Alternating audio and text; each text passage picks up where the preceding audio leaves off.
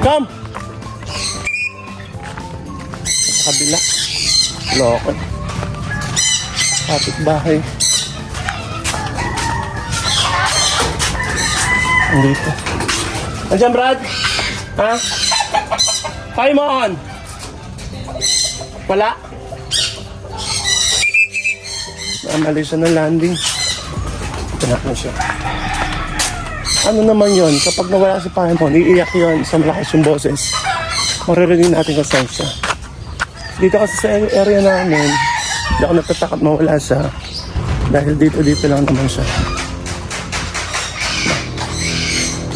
Andiyan, Brad? Paimon! Paimon! Ha? Oo nga, diyan siya lumanding. Paimon! Ayun.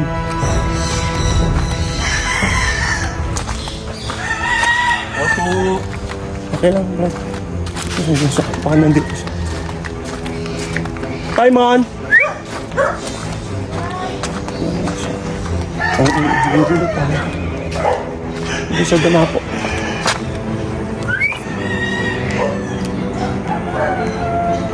Hindi siya dumapo. Paimon! Sa mangga.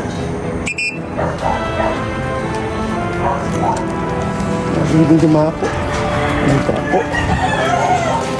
Sa mangga. Ayagang nagtapo.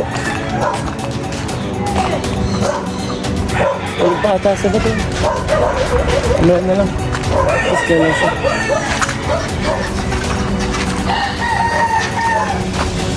Dito siya. Ayun. Nakita ko na si Paimon.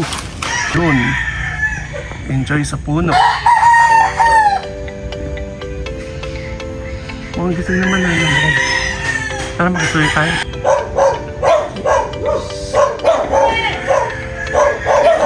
Paimon, come! Oh, baka nasa taas. Paimon! Naligaw na yan. Dito dumapo. Paimon! Paimon! Come! Paimon! So yun, dinala natin si Hermes.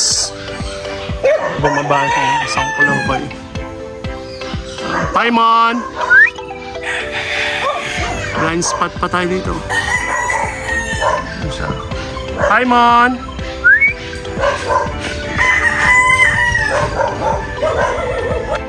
Paimon! Paimon! Come! Paimon! Come! Come! Paimon! Paimon! Come! Paimon! Come! Si Hermes, guys.